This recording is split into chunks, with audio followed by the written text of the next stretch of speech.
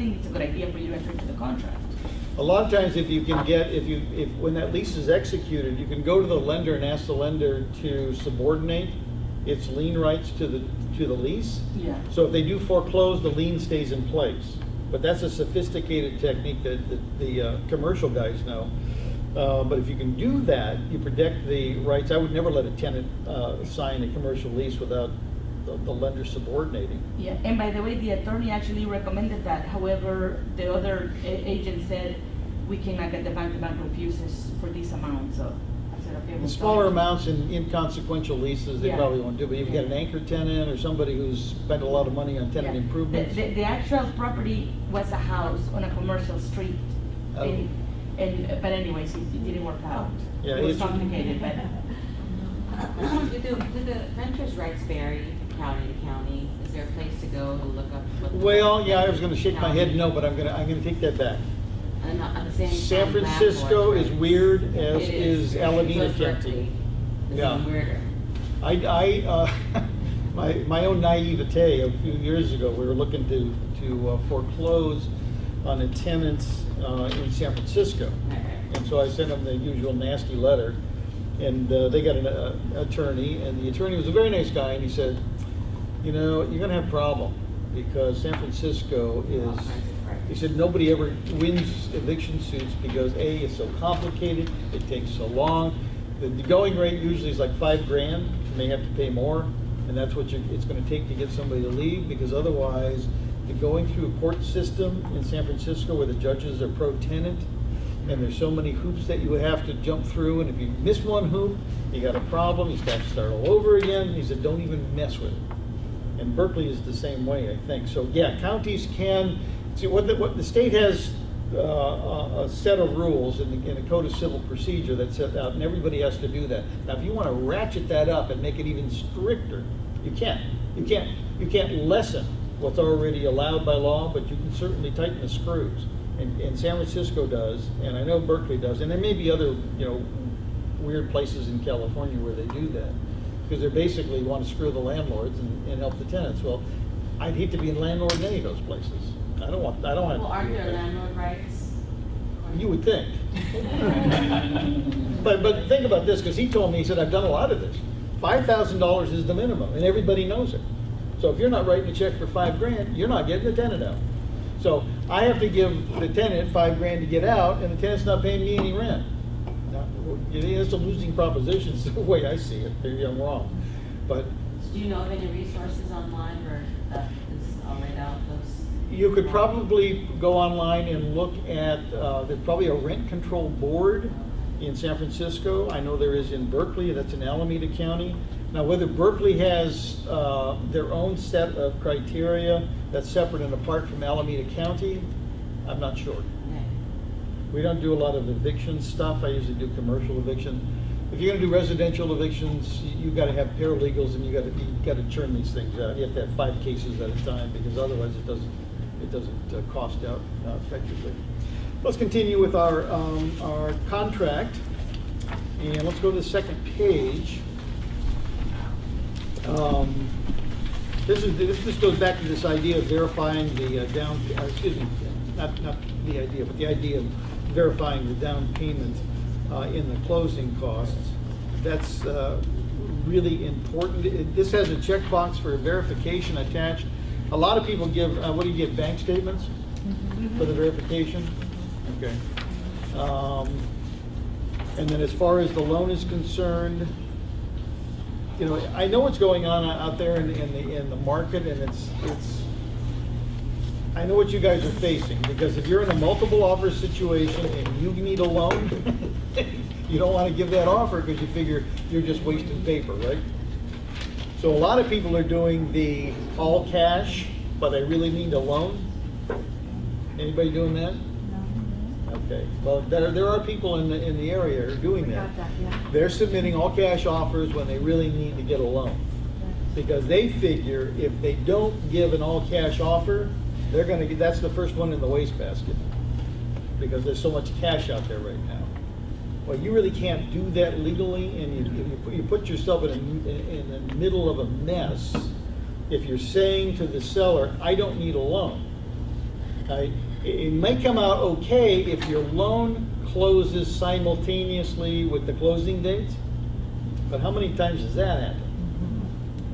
Because I think there's a case right on point that says, even though you said it was an all-cash deal, but you really needed a loan, if you were ready, willing, and able to perform on the date of closing with the money, the seller doesn't care whose money it is, whether it comes from the lender or it comes from the buyer's savings account. But you run the risk as a real estate agent if you know that this needs a loan and you represent in the contract that there's no loan required, it's all cash, and then you can't close on time, and then you go to the listing agent and say, gee, we're going to need another couple of weeks to close that loan. It's a problem. I think it's an ethical problem for you. Whether it becomes a legal problem, I don't know, because the seller's probably just going to boot you out anyway. But people are doing that. And I understand that's the market. The market requires that people play the game. You got to eat, so you got to pay your mortgage. But it's real risky to do that. I have a question in regards Yep. to what you were saying. You submit this bank statement or the person to show proof of funds. Do we need to black out their bank account number, or it's okay to show their bank account number? I would black that out. I think they don't. Yeah. If it's got a bank account number, a social security number, don't give that to anybody else. Roger, I have a situation. Yeah. My client has made 2 deals, actually. They're both a short sale. And he both initially submits a cash offer. But when got the proof from the bank, then you get a loan to close. Is that okay? Are you going to be able to close on time? Yeah. Yeah, should be okay. Now, where you get into trouble when the seller says, wait a minute, you were supposed to close on Thursday, now you're telling me you need 2 weeks to close the loan. So the lender, so, the listing agent actually doesn't care that much because it's a short sale. Yeah. Let's see. Should we write a petition for that? What's that? If you submit a cash offer, then later you want to send the loan, close with the loan, then do you need to send a addendum to the seller, say, right now we need a loan for this property, not cash anymore? Technically, yes, you should, but what's that probably going to do to you? They won't sign it. They will not sign it. No. But at least you don't have some legal issue later because you disclose. Or some ethical violation. Maybe Of course, what you're describing didn't happen when you started. What you're describing happened after the fact, right? right. But then, did you verify the funds, that they had enough funds? They just Sometimes decided they they do. wanted a loan? And sometimes they do, but they don't want to use more cash.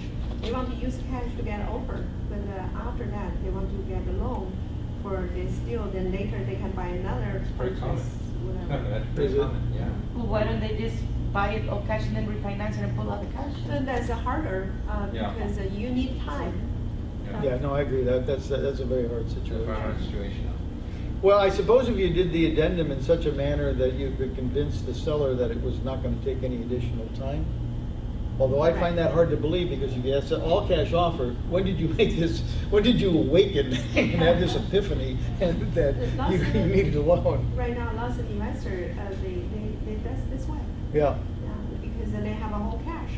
And they don't want to use whole cash, but they want to use cash they offer. And later they can, get a loan, then they can purchase another one. So they make the But see, offer all that's cash, not but then they ethically, switch it?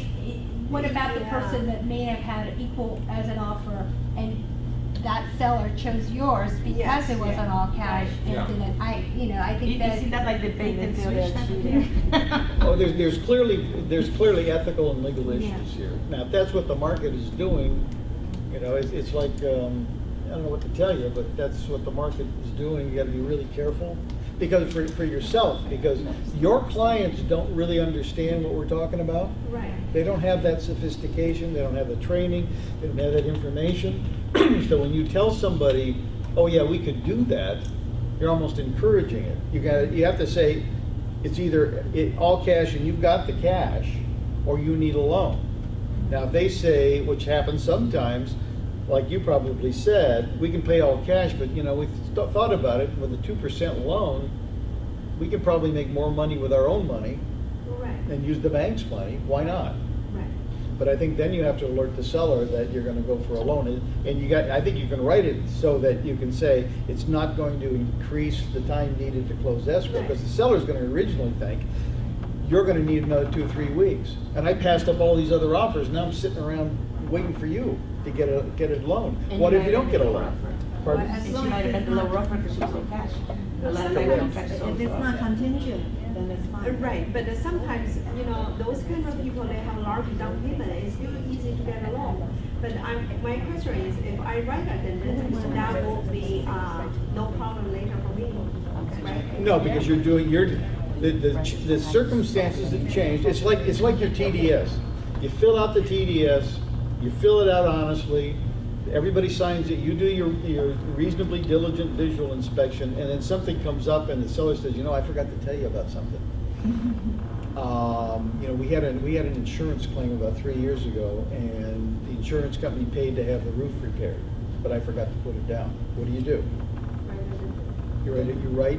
You trigger another 3-day right of rescission, and you inform the buyer that you've got something to change, just like what you're talking about now. There's a change that came up, you're just informing the seller. But you're gonna have to do it in a positive way, so he or she doesn't say, I'm not signing that. Because if they don't, you still have that escrow period. Right. Because they can't terminate that, and you made an offer without any contingency. So you don't have the appraisal contingency, financing contingency, so you're gonna have to scramble to get it done. Sometimes after they accept, they just feel, oh, let's go, whatever, okay. Sellers? Yeah, Huh? Yeah? because you still have a larger down payment, it's still better than the others, maybe. Could be. Broadly speaking to the disclosure period, I have one situation. The listing agent is the internal agent, he's attorney also, himself. He's saying, I will not give you the disclosure paper unless you put the money in the escrow first 3 days. Then I'm going to give you the disclosure. Is that legal now? Well, he's not gonna give you any of the disclosures until after the money's in escrow? Yes. Yeah, I think that's fine. Yep. He has the right to do so? Depends on the time period specified in the contract, because in the contract, the seller has so many days to give the disclosures. So if they did not change the dates when Oh, you make okay, an very offer.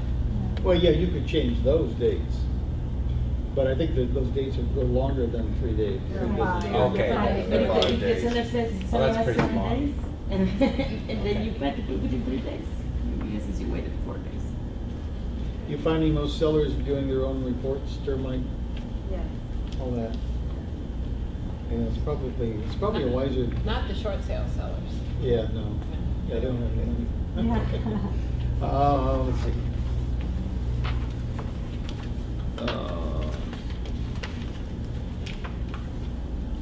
Okay, we talked about closing. Closing a lot of times doesn't happen on time, and that's just the way it goes, so.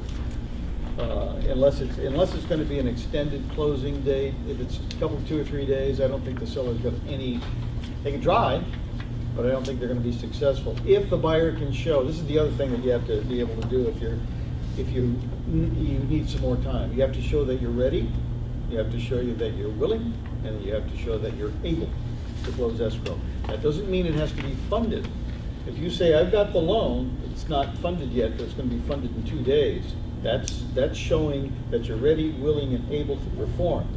I've won a lot of those cases basically on that. I can show that my client could perform. They didn't put the money in on the day of the close of escrow. You terminated the contract.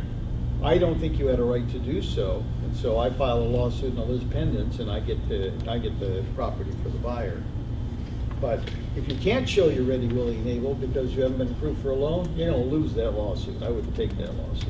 Can I have a question? I have a case, just the right question to ask. I mean, this is the issue we have right now. We have extended 3 more weeks to close on the clients in China. So they're ready to close as long as the loan document arrive over there and they go to the consulate office to get notarized. So they're willing to do that, and they're able, meaning they already have their down payment ready and wired into the United States. So if on that extension date we cannot close, according to this contract, says the seller can issue a card form, something. Notice to perform?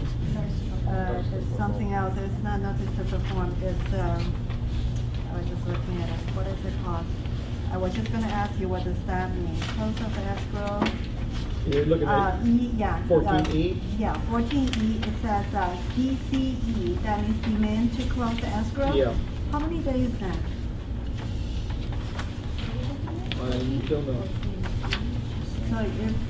So they can't, because what happened is during the negotiation to extend the close of escrow, Mhm. we released the deposit to seller, so he has got 3%. He already knows. Yeah, so can he just take the 3% run and sell to someone else? Not without getting this, not without getting rid of this contract.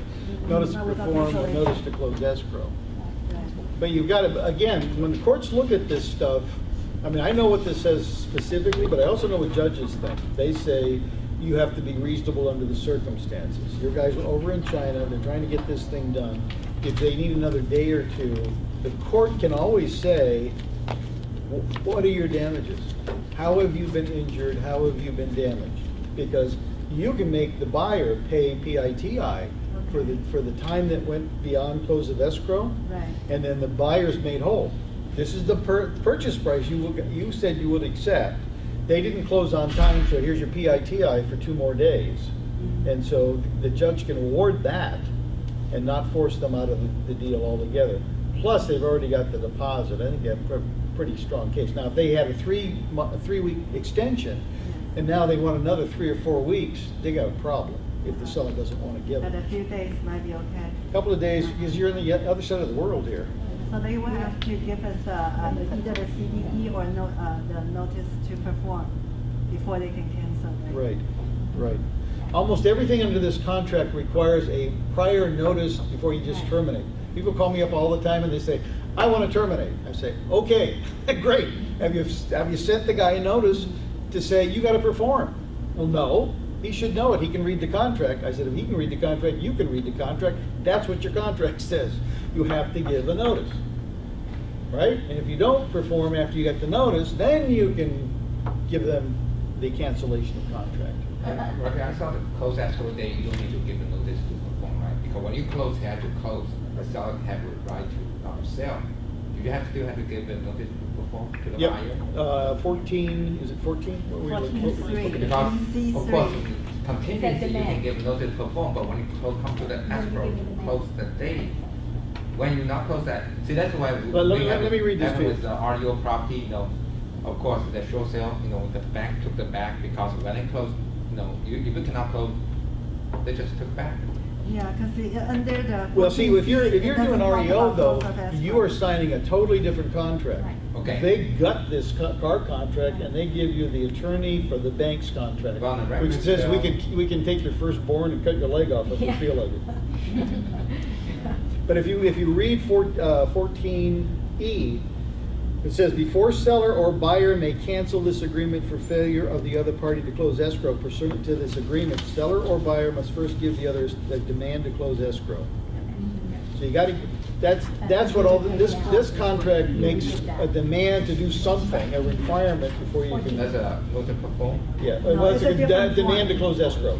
This is new one. It's a 2 different long? forms. I don't have it in front of me, so I couldn't tell you. It's 24 probably a hours. fill in the blank, I would think. Yeah, that's What my is first 14E? question. Same question. I'm gonna look for it. Oh, I'm sorry, it's page, Yeah, page 5. Page 5, Five. I wasn't, 14E though. Yeah, well, it's a Okay, carryover, yeah, it's a carryover paragraph. You You are wanna the buyer, give them a okay, so that's what demand. we're, You okay. give them a demand. Let me ask you, because I have a situation similar right now where my client yesterday demanded that I cancel the transaction. But what it is we start our contract, the original close of escrow was July 1st. Okay, they asked for an extension till July 8th.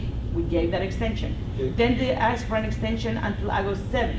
We gave that extension. Wow. Since this last Tuesday, the documents have been at escrow, and then when, my sellers who signed last week, on the 7th, where they thought the closing was gonna be happening, said, okay, so, you have escrow, do you have an appointment already with the buyers? And she goes, oh, well, they're thinking of signing Thursday, maybe Friday, we'll send the stuff on Monday.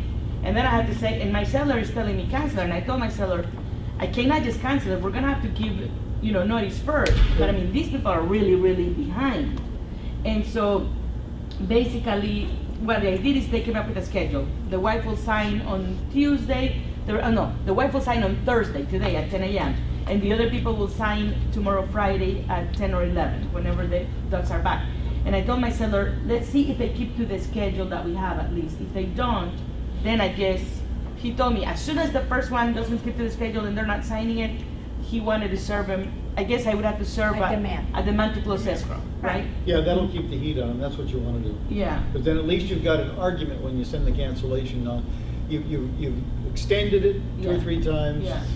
You're over the time period, the last time period Right. you gave them, so that Yes, they're I getting. mean, it was out of 8th and closed escrow, so we're Oh, waiting. it's been, Or I was 8th or I was 7th, huh? No, I was 7th. And you're trying to be accommodating, But but it's if, just not happening. there's a reason, you don't know it because they're not telling you, but there's a reason they're not doing it. Yeah, But I but don't know what we the give them reason is. demand to close, but what's happened, they don't close, of course. Then you send them to cancellation. The cancellation, but is the seller can keep the deposit?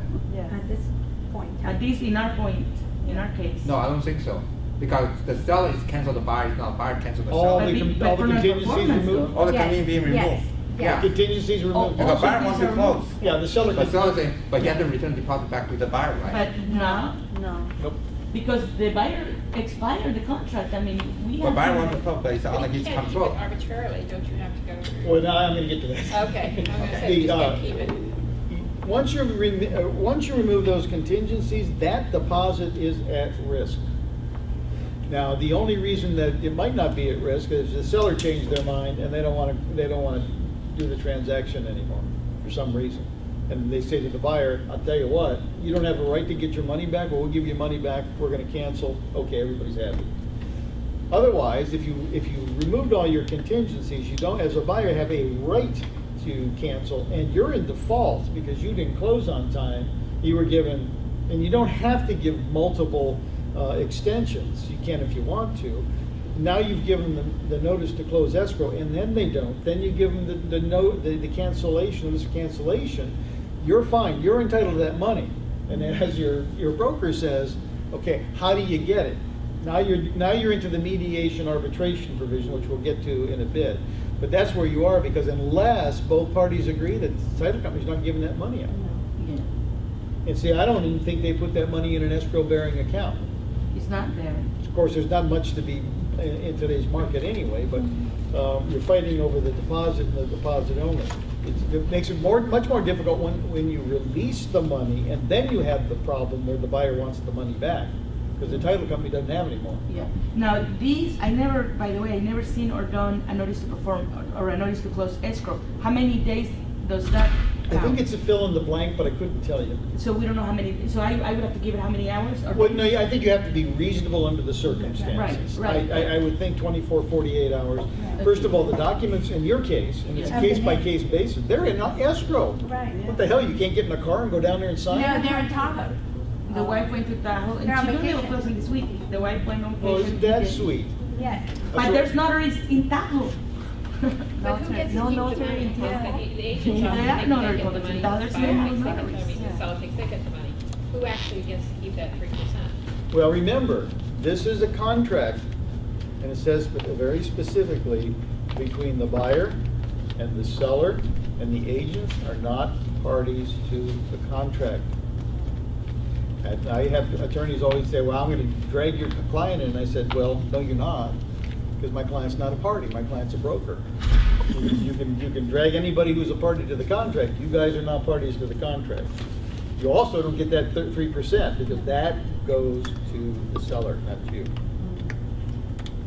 Sorry, I have one. Sorry. But does the seller have to prove any damages, like, that I No. lost market value or anything, he just keeps it? We'll get to that in liquidated damages. Liquidated damages says that as long as the liquidated damage amount does not exceed 3% of the purchase price, you don't have to prove damages. You may not have been damaged at all. Your house is paid for. You got your Prop 13 in, you pay $3.65 in taxes every year. Doesn't make any difference. You have no damages, you get the 3%. There's no proof. And a judge should not hear any testimony as to proof with liquidated damages. If you don't initial liquidated damages, then it's subject to proof. It could be more, or it could be less. That's why liquidated damages certainly cuts through a lot of the crap that we do as attorneys. 3% means 3%, as long as it doesn't exceed 3%, that's it. And I don't care, you don't have to prove, and I've had people say, well, I lost more than 3%. Well, that's the risk.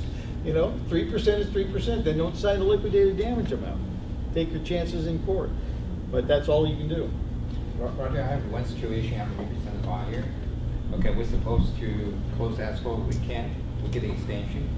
But listing agent come back say, yes, we can give you the extension for 7 days, but you need to release the initial deposit back to the seller. How much is it? Is it 3%? 3%. Is it legal? Talk. I think it's not negotiable, because I was representing. No, the seller say someone. 3% back to me, I send 7 days. But That's non-refundable, no? They just told me there's no such thing as a pass-through. Can you do that? Well, that's a different question, though. Can you release it to the seller? I think you can. Yeah. Can you demand that it be non-refundable? I don't think you can, because what if the seller changes his mind and won't sign off in escrow? Then he can keep the money? No, he Okay, can't. there you go. Gotta give it back. So the risk is that your seller, if he releases it, can't really come through with his performance. Okay. Then he's breached the contract. Instead of the seller having to go through the demand of the title company and all this other rigmarole, he just gets to keep it. You can release, but it doesn't mean he can keep that, You right? can release, but you can't keep it, right? Right. So in my case, when I released it, because I had no contingencies, in essence, it couldn't have been non-refundable. It could have just been pass-through. But you guys are saying there shouldn't be any pass-through. That pass-through You cannot can happen. pass through, but you just can't. You can't say it's non-refundable. And in It's your not case, non-refundable, yeah. you were Non-refundable. way beyond 3%. Yeah. No, that was 3%. Oh, I thought you had given 80% or. No. 80, I gave like 80 or 80,000. 90,000, but that was 3%. That was 3% of the. Yeah. Okay. It was 2,650,000. Okay. That was 3%.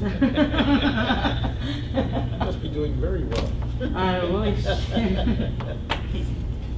Before, we got, we had one situation with, that you brought up, that we had all these addendums, and then the other office took the liberties, the assistant took the liberty of changing all the addendum numbers. What do we do in a case like that? Why did they renumber them? Because she didn't get hired by this broker until like May or June, and the transaction began April 10th, and she never found the first addendum, so she automatically assumed it never existed, and she changed the other addendums thinking that, and then I made her find it, and she found it. But I mean, it's like she How do we fix it now? Because this transaction hasn't closed, and for our file, we would like to have number. clean transaction. And some of the things like 2A is dated before 2. Yeah, dates are off. And there's only one copy of this, baby? No, we originally had our copies, and we still have our original copies Well, with those numbers, because we My- didn't change those numbers. My other Okay. question is this, I use a CAR contract. The buyer agent broker used a PRDS. So now we had addendums, there's some CAR. Oh, so your counter was PRDS? Or he- Some That's of what the he is. Some of the forms. Yeah, some of okay, them. I've seen that. So, but the numbers, we lost numbers, sequence, we lost dates, and Judith is going, okay, what are these? And I was not, we were both working on this listing side, but I was, they went back and forth between the other agent, and I was not. But up until like July 10th, before this one began, we had it all chronologically. We still don't and- have one. We still don't have Which one number are we one. missing? I didn't see number 1. We don't I have can't number find one. Did you get it from the other agent? And they don't have it. Well, in that case, I'm gonna find, because what it was is, number one was one, and actually I have a good question for you. I was given the addendum, the first addendum to the contract. And my question was, well, on a counter, I know there's a box counter subject to another counter. The addendum doesn't show that. So we did not agree with that addendum. So we said we need our own addendum. Reject see new addendum, see addendum? three? Okay, that's what we did. Because I asked you this, how do I counter this? And she said, you actually do an addendum, and you say, these C addendum so-and-so, it supersedes this addendum. So I did that. That, by the way, is addendum number 1. It never got signed. So she assumed Addendum that. number 1, the one didn't get signed because it was rejected, you went to 2. Yes. Okay. Is Well, that how I we guess- do it, or how do we do it? You How do need we to do have it? sequence. Well, you gotta be really careful writing on documents that have already been signed by your client. Right. Because you're not supposed to make any changes to the document unless that person who's your client has actually initialed it or signed off on it. Well, our client Now, never signed it. a lot of times, what you're telling me is it sounds like a no harm, no foul. What do you care if everybody knows there's 3 addendums and somebody thinks 1 is 2 and 2 is 3? Yeah. It's probably not a big deal, Yeah. but nobody should be marking on the document without the client signing Yeah, it. and we never did, and by the way, our client never signed it, because since it was rejected, and we had to write up our own addendum, that one did get signed. You still talking to your client? Or, Yeah, but because we haven't closed yet. Okay, because well, we- you could ask the client to initial those. Right, but just so you know, my client never even signed those. We Oh, signed the they- new ones, because in essence, that one, we didn't wanna accept that, so we never, so even though it's there, we did not accept our first addendum, we went with our second. We brought it. And I asked the other broker too, because the other guy's a broker, and he said, well, in that case, if you're not accepting our addendum, then you write up your own, write that it supersedes, and put on yours addendum number 2, which I did. Okay. And that's where the confusion began, because since that lady saw that mine was number 2, he figured, oh, this must be 2A and the other one is 2B. That's when he got all confused. And then we got Is 2A. the agent the co-op banker? No, Keller Williams.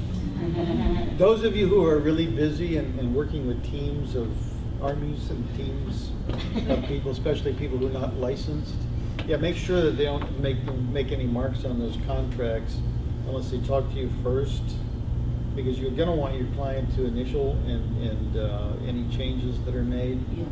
And instead, she sent us an email. Now, the assistant, by the way, is a licensed agent as well. Hmm. And she sent us the email saying, Phil is the other agent that has the buyers. Phil has asked me to rename or to re-enumerate the addendums. And here's the list, and she forwarded that to us. Somehow, though, that got into our system, even though I called Phil and I go, what? Why did you change them? I'm not authorizing this. And he goes, I actually didn't authorize it. She did it on her own. I'll tell her.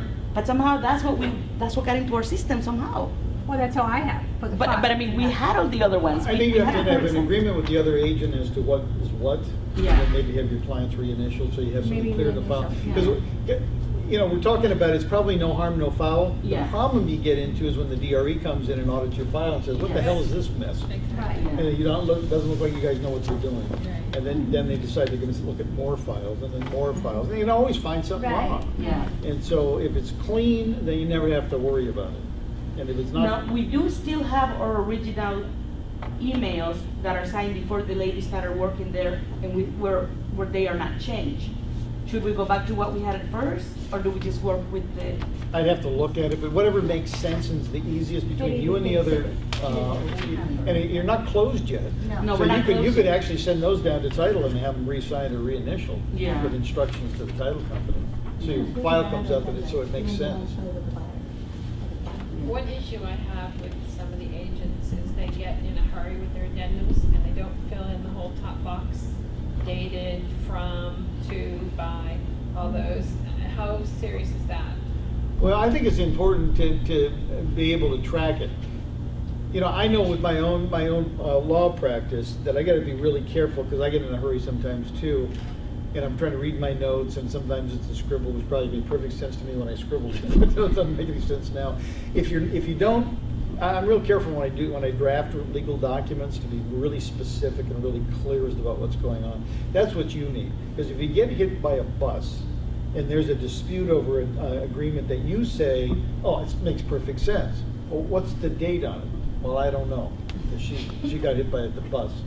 Fill it in, you can't take that long. You can handwrite it. I mean, if it's too much of a pain in the neck to go up on the computer and do it, you can handwrite these. There's no law that says they can't be handwritten. So they just have to be able to be clear, especially to your broker who's supposed to be reviewing this stuff. You put your broker in a tough position if your broker, who has advisory and supervision responsibilities, can't figure out what he or she is looking at. Can I ask another question? So in this same deal, the buyers gave my sellers 38 days to stay in the property. Now, Rent back. rent back, 30 days, rent back, but it was free. No It was cost. No cost, Okay. at no cost to the seller. Now, between the buyer and the buyer's agent, they made a side deal that the buyer's agent will comp the buyers for 8 of those days. The question is this, That's free, why are they comping?